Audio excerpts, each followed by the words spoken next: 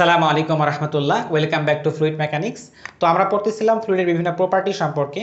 আমরা already density, ফ্লুইডের specific weight এবং স্পেসিফিক গ্র্যাভিটি সম্পর্কে পড়ে ফেলছি। তো আজকে আমরা ফ্লুইডের সবচেয়ে খুবই গুরুত্বপূর্ণ একটা concept, fluid as a continuum. তো এটা সম্পর্কে জানবো যে continuum assumption of fluid, continuum, fluid as a continuum. তো এটা অ্যাজাম্পশনটা খুবই গুরুত্বপূর্ণ। কেন গুরুত্বপূর্ণ? যে এই অ্যাজাম্পশনের উপর ডিপেন্ড করে, এই কনসেপ্টের উপর ডিপেন্ড করে আমার ফ্লুইডের যত সূত্র আমরা পড়াশোনা করি, এটা কিন্তু এই অ্যাজাম্পশনের উপর ডিপেন্ড করে, বেস করে আমরা প্রতিপাদন করি। তো প্রথমে যদি আমরা ডেনসিটি সম্পর্কে যে পড়ছি, আমরা দেখি যে রো ইকুয়াল টু কি ছিল আমাদের, m/v, যে mass by volume equal to density. তো এটাকে আমরা যতটা সাদামাটা সহজভাবে চিন্তা করি, এটা কিন্তু ঠিক ততটা সহজ বা সাদামাটা না। কারণ হচ্ছে এই যে আমরা মাস এবং ভলিউম, এটা আমরা ঠিক সলিডে যেরকম সহজভাবে খুব ইজিলি ডিফাইন করতে পারি, একটা ফ্লুইডের ক্ষেত্রে মানে লিকুইড বা গ্যাসের ক্ষেত্রে ঠিক ততটাভাবে সহজে ডিফাইন করা যায় না। কেন যায় না? যদি আমরা একটা ভলিউম চিন্তা করি, সলিডের ভলিউম চিন্তা করি, সলিড চিন্তা করি, তাহলে এখানে কি থাকে সলিডের ক্ষেত্রে, যে আমার পার্টিকেলগুলো খুবই ল্যাটিসের মধ্যে ক্লোজলি থাকে, খুব ক্লোজলি এরা লাগা থাকে, এবং এদের মধ্যে আন্তঃআণবিক আকর্ষণ বল, যেটা ইন্টারনাল ফোর্স, ইন্টারনাল ফোর্সটা কিন্তু খুবই অ্যাট্রাকটিভ, ফোর্সটা খুবই মজবুত থাকে। ঠিক আছে? তো এটার জন্য এরা কিন্তু খুব ইজিলি আমি এটার ম্যাস বা ভলিউমটাকে কনস্ট্যান্ট চিন্তা করতে পারি।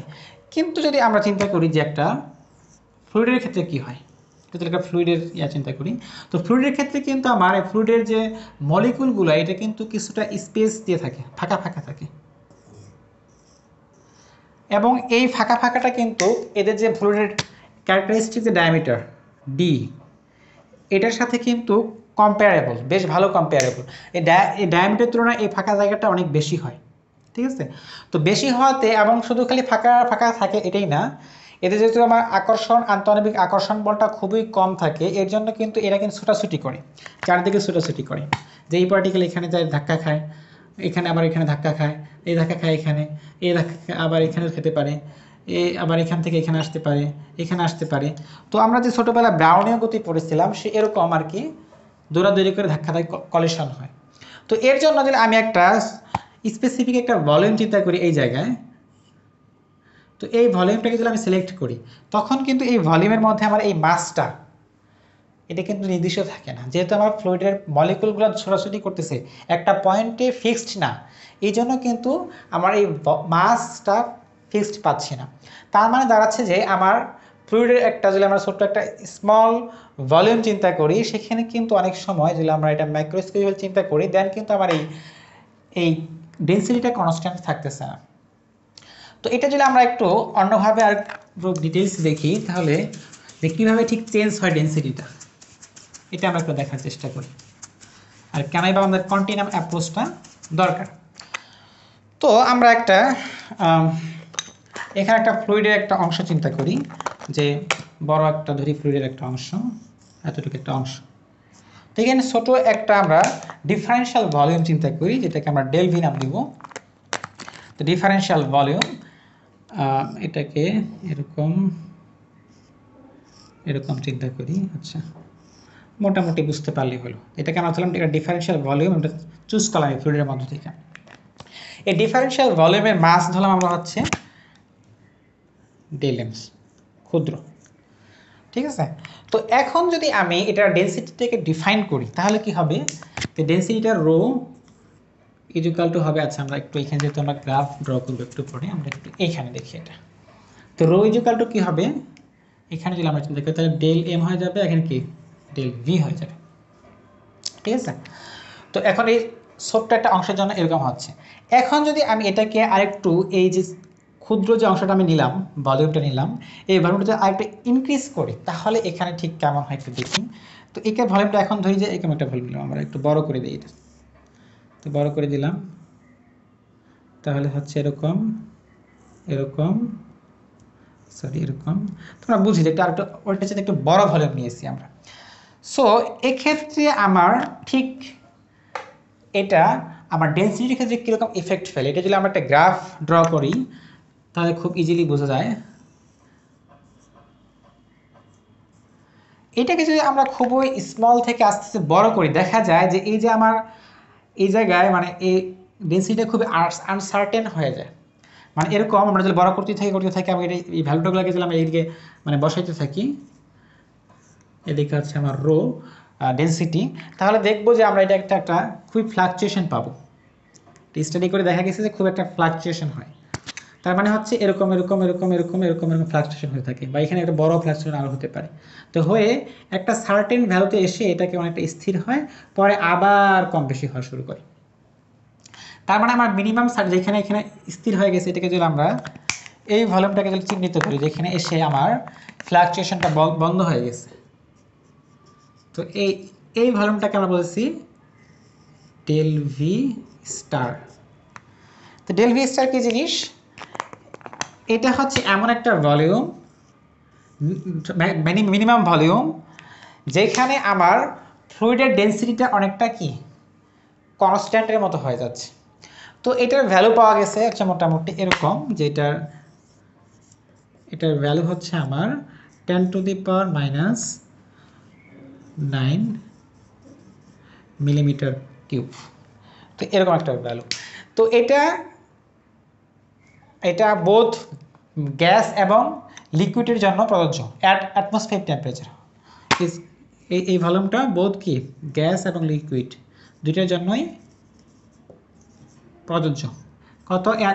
Atmospheric pressure. আচ্ছা, তো অ্যাটমসফিয়ারিক প্রেশারে আমার এটা দুইটার জন্য গ্যাস এবং লিকুইডের জন্য প্রযোজ্য। এবং দেখা গেছে গ্যাসের ক্ষেত্রে এখানে মোটামুটি মলিকুল সংখ্যা আসে 3 × 10⁻⁷ মলিকুল। তো এই মলিকুলটা আমার এনাফ, যেটাকে আমার এই ডেন্সিটিটাকে কনস্ট্যান্ট হিসেবে চিন্তা করার জন্য। তো এখন আমরা যদি এই জিনিসটাকে যে আরেকটু ভালোভাবে ডিফাইন করি, তাহলে এখন কিভাবে ডিফাইন করা যায় এই রোটাকে আমরা তাহলে এইভাবে লিমিটের মাধ্যমে ডিফাইন করি। যেহেতু আমার এখন আমরা স্টারটা বুঝলাম, তাহলে আমার এখানে যদি লিমিটের মাধ্যমে এটাকে ডিফাইন করি, তাহলে কি হবে? লিমিট ডেল ভিটা কত হয়ে যাবে? Tends to del V star. এবং ডেল ভি স্টার কি আমরা তো দেখলাম। তো এই ডেল ভি স্টারের যদি কাছাকাছি হয়, তাহলে কেবল কি আমার এই ডেন্সিটিটা আমার কিন্তু কনস্ট্যান্ট দেওয়া হচ্ছে। তো এই যে আমরা ফ্লুইডটাকে আমরা যখন চিন্তা করলাম হচ্ছে পার্টিকেল আকারে চিন্তা করলাম, তখন দেখলাম এই ছোটো ছোটো চিন্তা করার জন্য, পার্টিকেল চিন্তা করার জন্য কিন্তু আমার এখানে কিন্তু ডেন্সিটিটাকে ভ্যারিয়েশনে আসলো। কিন্তু যখন একটা আমরা স্মল ভলিউম এটা চিন্তা করলাম, পার্টিকেল চিন্তা না করে যখন একটা স্মল ভলিউম চিন্তা করলাম, যে এই ভলিউমের মধ্যে আমরা ডেন্সিটি কনস্ট্যান্ট চিন্তা করতে পারি, সেই ভলিউমটা চিন্তা করা মানে হচ্ছে এই ডিসক্রিট পার্টিকেল চিন্তা না করে এটা অনেকটা আমার একটা সবগুলো যে মলিকুলকে একত্রে চিন্তা করতেছি আমরা। মানে কন্টিনিউয়াম মানে হচ্ছে আসলে মাসটাকে ডিসক্রিট না চিন্তা করে কন্টিনিউয়াস চিন্তা করা। তো এখন চিন্তা করছি এরকম কন্টিনিউয়াস। তো এটা হচ্ছে আমার ডিসক্রিট মাস।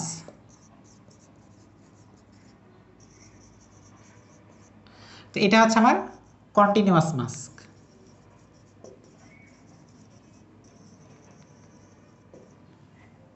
তো কন্টিনিউয়াস, তাহলে এই যে আমি একটা ডিসক্রিট চিন্তা না করে একটা ছোট যে কন্টিনিউয়াস মাস চিন্তা করতেছি, এটাই হচ্ছে আমার কন্টিনিউয়াম অ্যাজাম্পশন। ফ্লুইডের ক্ষেত্রে এটা কন্টিনিউয়াস, যে আমরা বলতেছি যে ফ্লুইডের পার্টিকেলগুলো আলাদা আলাদাভাবে ডিসক্রিট না চিন্তা করে আমরা একত্রে একটা কন্টিনিউয়াস মাস হিসেবে চিন্তা করতেছি।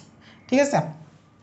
তো এটাই হচ্ছে আমার ফ্লুইড অ্যাজ এ কন্টিনিউয়াম। মানে কন্টিনিউয়াম মানে আমরা সাধারণত বুঝবো যে কন্টিনিউয়াস, একেবারে বিচ্ছিন্ন না, ডিসক্রিট না, একেবারে একসাথে আছে অনেকগুলো। ঠিক আছে? আমরা কন্টিনিউয়াস ফাংশন, ডিসক্রিট ফাংশন সম্পর্কে হয়তো ম্যাথমেটিক্যাল জেনে থাকবো। তো এটার সাথে কিছুটা কিন্তু লিঙ্ক আছে বিষয়টা, যে ডিসক্রিট না কন্টিনিউয়াস। তাহলে আমরা এত কিছু না বুঝি, ফ্লুইড অ্যাজ এ কন্টিনিউয়াম এতটুকু বুঝবো যে ফ্লুইডটা হচ্ছে আমার কন্টিনিউয়াস মাস, ডিসক্রিট আলাদা আলাদা না। ঠিক আছে? তো এখন আমরা একটা ফ্লুইডকে কিভাবে বুঝবো যেটা আমি সরি হ্যাঁ ফ্লুইডকে কীভাবে বুঝবো এটা আমি কন্টিনিউয়াস চিন্তা করতে পারবো নাকি আমার এটাকে মাইক্রোস্কোপি চিন্তা করতে পারবো ম্যাক্রোস্কোপি এটা কিন্তু ম্যাক্রোস্কোপিক এই যে আমার ভিউটা কন্টিনিউয়াস এটা কিন্তু আমার ম্যাক্রোস্কোপিক ভিউ অবশ্যই এটা ম্যাক্রোস্কোপিক আর আমরা এখানে যে ফ্লুইড মেকানিক্স বলছি এটা কিন্তু অবশ্যই ম্যাক্রোস্কোপিক অ্যাপ্রোচ আমাদেরকে অ্যাপ্রোচটা কি অবশ্যই ম্যাক্রোস্কোপিক অ্যাপ্রোচ আর এই যে এখানে এটা কিন্তু আমার অবশ্যই এটা ছিল কি মাইক্রোস্কোপিক এটা ছিল হচ্ছে মাইক্রোস্কোপিক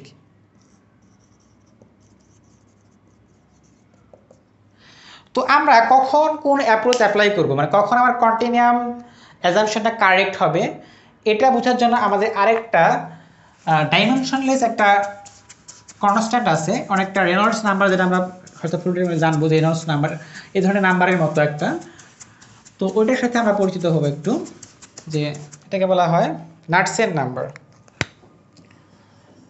নাটসেন নাম্বার এটা হচ্ছে আমার KNADACN নাটসেন নাম্বার এই নাটসেন নাম্বার দিয়ে আমি বুঝতে পারবো যে ফ্লুইডটাকে আমি কন্টিনিউয়াম চিন্তা করতে পারবো নাকি এটাকে আমাকে স্ট্যাটিস্টিক্যাল বা মাইক্রোস্কোপিক যে অ্যাপ্রোচ আমরা জানি যে মাইক্রোস্কোপিক অ্যাপ্রোচকে কিন্তু আমরা স্ট্যাটিস্টিক্যাল অ্যাপ্রোচ বলি তো আমি মাইক্রোস্কোপিক অ্যাপ্রোচে যাব নাকি কন্টিনিউয়াম অ্যাপ্রোচে যাব ঠিক আছে তো এটা আমাকে ডিফাইন করবে হচ্ছে এই নাটসেন নাম্বার তো নাটসেন নাম্বার কি নাটসেন নাম্বার হচ্ছে আমার এটাকে KN দ্বারা প্রকাশ করা হয় KN হচ্ছে আমার মিন ফ্রি পাথ টাইমস হচ্ছে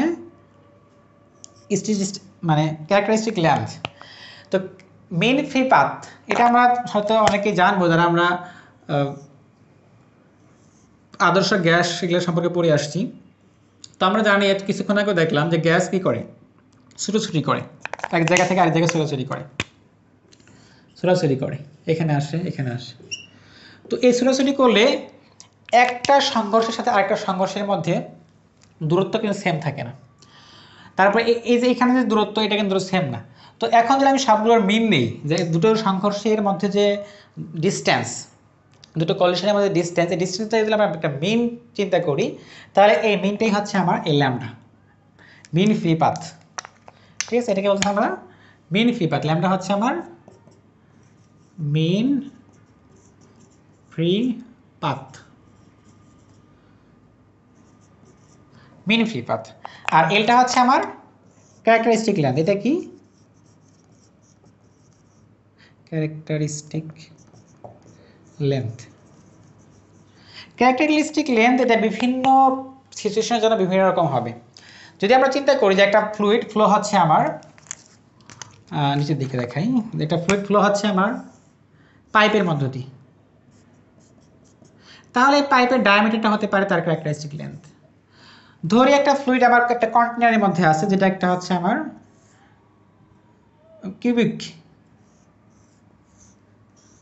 কিউবিক কন্টেনারের মধ্যে ফ্লুইড আছে তাহলে এই যে সাইট একটা সাইট এটা হতে পারে আমার ক্যারেক্টারিস্টিক লেন্থ ঠিক আছে তো এখন এইটার ভ্যালু কীরকম হলে কি হবে এটা আমরা দেখব যে আমরা ক্যারেক্টারিস্টিক লেন্থ এবং ল্যামডা সম্পর্কে জানলাম তো এখন নাটসেন নাম্বার ভ্যালু কত হলে আমরা এটাকে ধরতে পারবো হচ্ছে আমরা ফ্লুইড অ্যাজ এ কন্টিনিউয়াম এবং কত হলে আমাদেরকে স্ট্যাটিস্টিক্যাল অ্যাপ্রোচে যেতে হবে তো মোটামুটি এটার ভ্যালু যদি আমার লেস দেন 1 হয় তাহলে এটাকে আমি বলতে পারি হচ্ছে এটা কন্টিনিউয়াম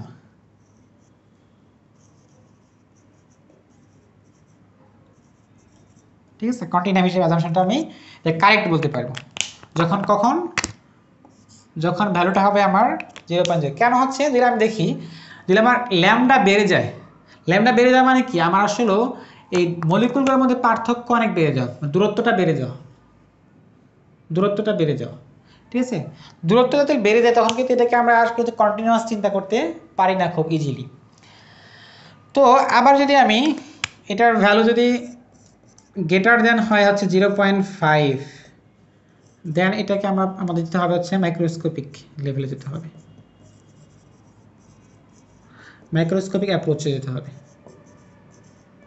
মাইক্রোস্কোপিক অ্যাপ্রোচ কি তো এটা হচ্ছে আমরা স্ট্যাটিস্টিক্যাল অ্যাপ্রোচ আমরা জানি যেটা হচ্ছে স্ট্যাটিস্টিক্যাল একটা অ্যাপ্রোচ বলা হয় স্ট্যাটিস্টিক্যাল অ্যাপ্রোচ যেতে হবে আমাকে। এটা কখন হয়? এটাকে তখন হয় যখন আমরা রারিফাইড গ্যাস সিচুয়েশন বলি। রারিফাইড gas situation.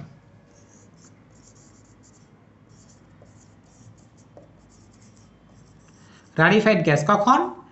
At very low temperature, very low temperature, sorry pressure, at very low pressure এই রারিফাইড গ্যাসটা হয়। যদি আমি প্রেশারটাকে, গ্যাসের প্রেশার অনেক কমাই দেই, তখন এদের মধ্যে কিন্তু ডিস্টেন্স অনেক বেড়ে যায়। তো আমরা জানি আসলে এই যে মিন ফ্রি পাথ, এটা কিন্তু দুটো জিনিসের উপর ডিপেন্ড করে। একটা হচ্ছে আমার যেটা একটা অল্প জায়গার মধ্যে, যদি আমরা একটা ক্লোজ জায়গা চিন্তা করি, এটার মধ্যে কি পরিমাণ পার্টিকেল আছে, মলিকুল আছে, আর হচ্ছে মলিকুলটার রেডিয়াস বা ডায়ামিটারটা কত। যত সংখ্যক বেশি, তো বেশি মলিকুল রাখতে হলে কি আমাকে প্রেশার বেশি দিতে হবে। আর প্রেশার যদি আমি কমে যায়, ল করে, তাহলে এখানে মলিকুল কিন্তু অনেক কমে যাবে। ঠিক আছে, তো এটা বুঝতেছি আমরা যে যদি আমার এটার ভ্যালু অনেক বেশি হয়ে যায়, তখন কিন্তু আমি আর আমার এই কন্টিনিউয়াম অ্যাপ্রোচে আমি যেতে পারবো না, তখন আমাকে স্ট্যাটিস্টিক্যাল অ্যাপ্রোচে আগাইতে হবে। ঠিক আছে, তো এটা হচ্ছে আমার ম্যাক্রোস্কোপিক ভি অ্যাপ্রোচ। এটাকে একটা নাম হচ্ছে ম্যাক্রোস্কোপিক, ম্যাক্রোস্কোপিক। আর এটা হচ্ছে আমার মাইক্রোস্কোপিক স্ট্যাটিস্টিক্যাল অ্যাপ্রোচ এটা। তো এইভাবে আমরা করতে পারি। আর এই জিনিসটা কিন্তু অনেক সময় আমাদের, এটা যদি আমরা আরেকটু ভিজুয়ালাইজ করতে চাই, একটু ভিজুয়ালাইজ করলে আমাদের হয়তো ভালো লাগবে দেখতে। আরেকটা উদাহরণের মধ্যে একটু ভিজুয়ালাইজ করতে চাই যে এটা ভ্যালুটা বিভিন্ন রকমের জন্য কীরকম হচ্ছে। তো আমরা একটা ছোট্ট ফ্লো পাথ চিন্তা করি, কারণ যে কোনো কিছু ভিজুয়ালাইজ করলে এটা বোঝা অনেক সহজ হয়। তো এই যে আমার ডিস্টেন্সটা ধরি হচ্ছে আমার দুইটা, একটা ফ্লো গেট চিন্তা করি, এদিকে ফ্লুইড ফ্লো হবে, এদিকে ধরি হচ্ছে আমার এটা হচ্ছে ডি। তো এই ডিটাই কিন্তু হচ্ছে এখন আমার ক্যারেক্টারিস্টিক লেন্থ এল। ঠিক আছে, তো এখন এটার ভ্যালু যদি আমার হয় কে এন লেস দেন 0.01 যদি হয়, দেন আমার এখানে ফ্লোটা হবে কীরকম? এখানে ফ্লোটা হবে সুন্দর, যেটা আমার ফ্লুইড ফ্লো যেভাবে চিন্তা করি এরকমই হবে, এরকম ফ্লো হবে। যেভাবে আমরা এটা কন্টিনিউয়াম ফ্লো, এই যে কন্টিনিউয়ামের মধ্যে কন্টিনিউয়াসলি আমরা চিন্তা করতেছি। ঠিক আছে, এখানে আলাদাভাবে পার্টিকুলার সোর্সটা নাই। এখন যদি আমার ভ্যালুটা আরেকটু বেশি হয়, আচ্ছা বুঝে নেই আর কি, তো ভালো করে রাখতেছেন। এই ভ্যালুটা যদি এরকম হয় 0.0 সম্ভবত 1 এবং 0.05 মধ্যে যদি হয়, এটাকে বলে ইন্টারমিডিয়েট ট্রানজিয়েন্ট বা ইন্টারমিডিয়েট যেটা।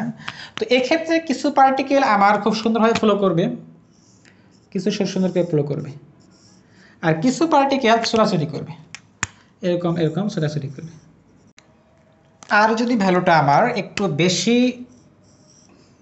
দূরে বড় হয়ে যায়, যে নাটসের নাম্বার যদি গ্রেটার দেন 0.5 হয়, তখন এই পার্টিকেলগুলো সবগুলোই আমার এরকম ছোটাছুটি করবে জাস্ট। এখানে কোনো আর ফ্লো সুন্দরভাবে হবে না, কন্টিনিউয়াস যে ফ্লো সেটা আর হবে না আমার।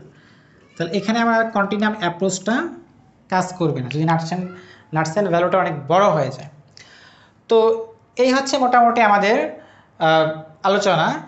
তো এই fluid as a continuum approach এটা কিন্তু খুব একটা গুরুত্বপূর্ণ, কারণ হচ্ছে এটার উপর অ্যাজাম্পশনটার উপর ভিত্তি করে আমার ফ্লুইডের যে বিভিন্ন প্রপার্টি এটা কিন্তু আমরা ডিফাইন করি বা এটার উপর নির্ভর করে। তো এখন যদি আমরা পুরো জিনিসটাকে আবার একটু সামারাইজ করি, তাহলে আমরা কি পড়লাম?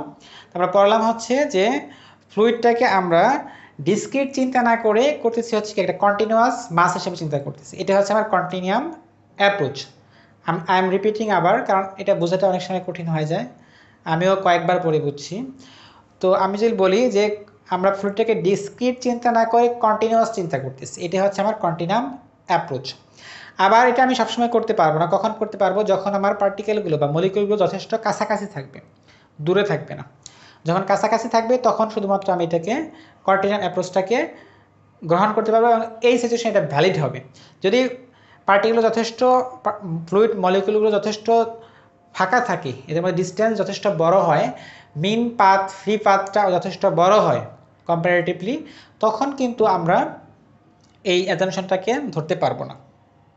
এটা কখন হয়? যখন আমার রারিফাইড গ্যাসটা যখন অনেক লো প্রেশারে থাকে, তখন কিন্তু আমরা এই যে ফ্লুইড অ্যাজ এ কন্টিনিউয়াম এই অ্যাপ্রোচে করতে পারবো না, তখন আমাকে যেতে হবে মাইক্রোস্কোপিক অ্যাপ্রোচ।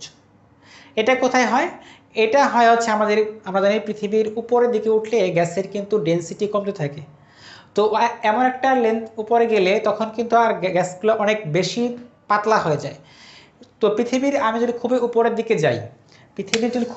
দিকে যাই, তখন কিন্তু আমার কিন্তু মাইক্রোস্কোপিক অ্যাপ্রোচ যেতে হবে আমাকে, মানে তখন এখানে আমার ফ্লুইড যে অ্যাজ এ কন্টিনিউয়াম এই অ্যাপ্রোচটাকে আমি কিন্তু ফ্লো করতে পারবো না।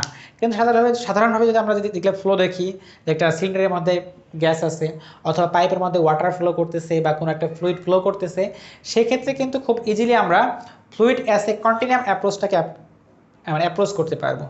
তো আশা করি আপনারা বুঝতে পারছেন। আসলে আমার ভিডিওটা আমি পুরোভাবে রেকর্ড করেছিলাম, তো শেষের এই কথাগুলো দেখি যে সামহাউ রেকর্ড হয়নি, কেটে গেছে, তো আমাকে এই জন্য আলাদাভাবে আবার এটাকে করতে হলো। তো সবাই ভালো থাকেন। আসসালামু আলাইকুম রহমতুল্লাহ।